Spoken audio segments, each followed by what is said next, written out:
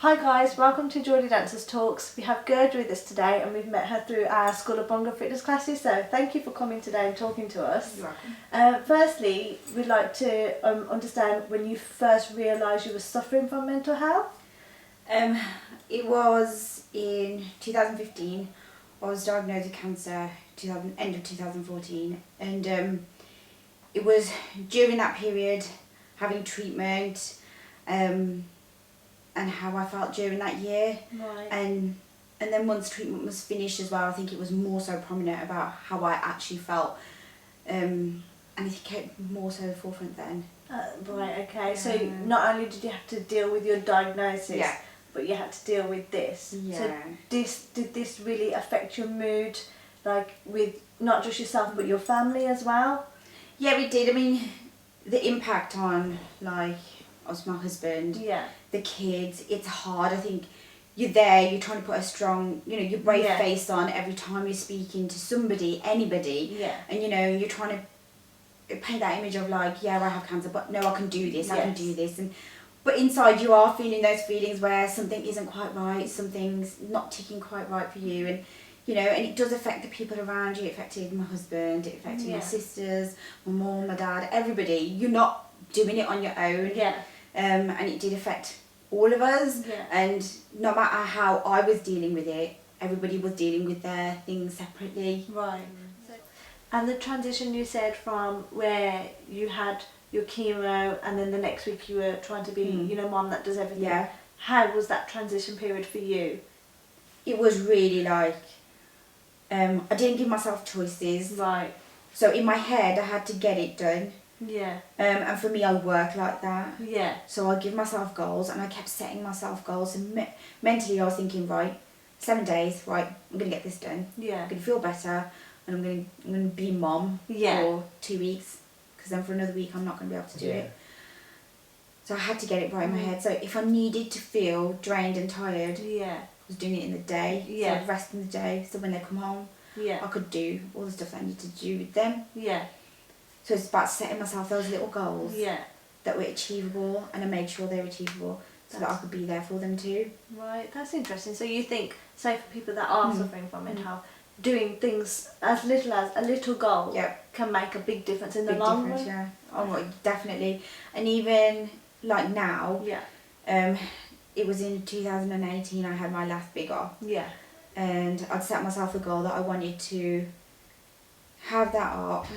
Recover, and then get myself mentally and physically back to where I wanted to be.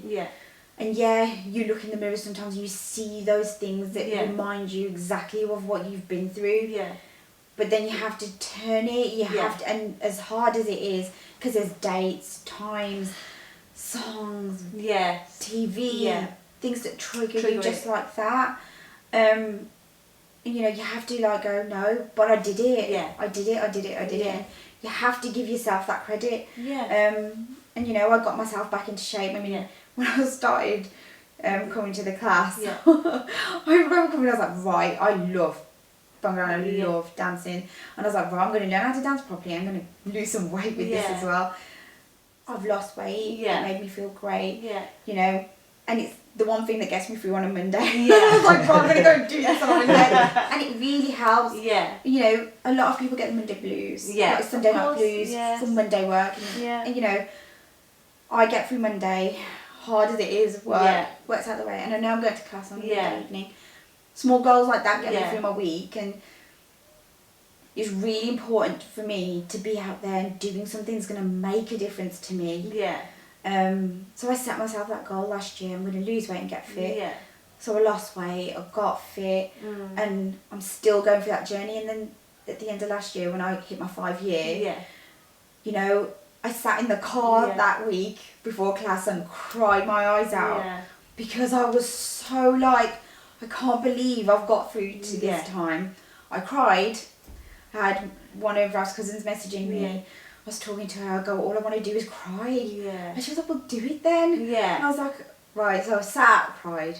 And then I was like, right, I'm going to get up and do this class now. So I got up and danced.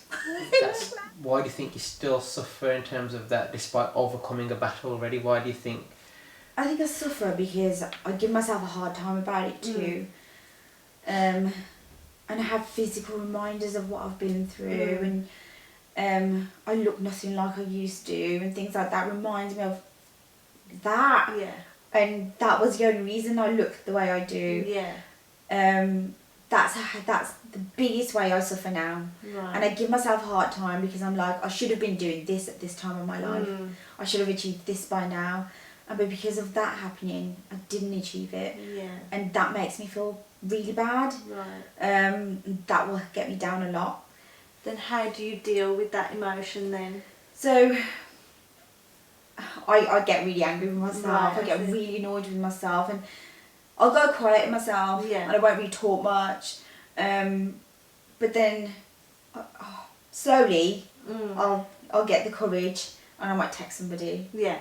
Or my sisters or somebody, and I'll go, you know, this is how I'm feeling, and they'll be like, right. And sometimes you just need a good talking to. Yeah. And somebody to just voice it to. So that weight helped. lifted off. Weight lifted off, and you know, that has always helped me to be able to talk to somebody. Yeah. And for somebody to listen to what I've got to say. Yeah. And someone to just, I think someone to just like give you a bit of a pick up and go, no, it's okay. It's okay. And it's okay to feel a bit bad sometimes. Thank you for listening to us today, and thank you for Gerge for coming to talk to us. We really appreciate it. Make sure you tune in for our next episode.